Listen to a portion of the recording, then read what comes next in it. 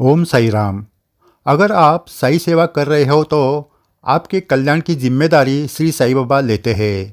तब आपको क्या देने से या न देने से आपका कल्याण होगा, ये बाबा भली बातें जानते हैं।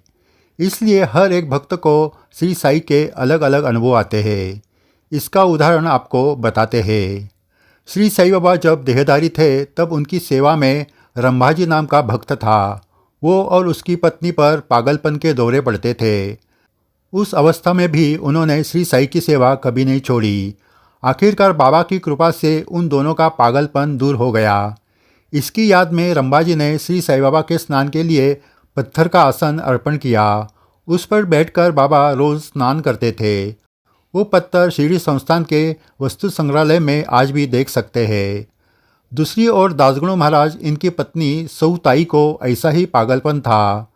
दासगुणु महाराज को 24 साल बाबा का सानिध्य मिला था, लेकिन उनके पत्नी का पागलपन पूरी तरह ठीक नहीं हुआ। इसका मतलब दासगुणु महाराज पर साई कृपा नहीं थी, ऐसा नहीं। तो दासगुणु महाराज उस वक्त तक आध्यात्मिक क्षेत्र में आगे बढ़ चुके थे। उनका ध्यान संसार में नहीं तो परमार्थ में रहे, इसकी चिंता बाबा को थी। इससे दासगुणु महाराज आगे जाकर संत पद पर पहुंच गए। ये दोनों उदाहरण आपको इसलिए बताए हैं कि किस भक्त को क्या देने से उनका कल्याण होता है, ये बाबा पहले से ही जानते हैं। अगर आपने बाबा को कुछ मांगा है और आपको वो मिला नहीं तो उसमें ही आपका कल्याण था, ये आगे जाकर आपको पता चलेगा। बहुत बार ऐसा भी होता है कि जो कुछ मांगा था वो तुरंत नहीं मिलता है, तो कुछ वक्त बीतने के बाद मिल जाता है।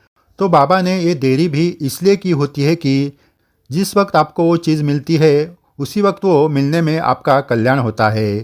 पहले बाबा देते तो आपका नुकसान भी हो सकता था। इसलिए आपको कब क्या देना है ये बाबा पर छोड़ दो। आप सिर्फ अपने सही सेवा पर ध्यान दो।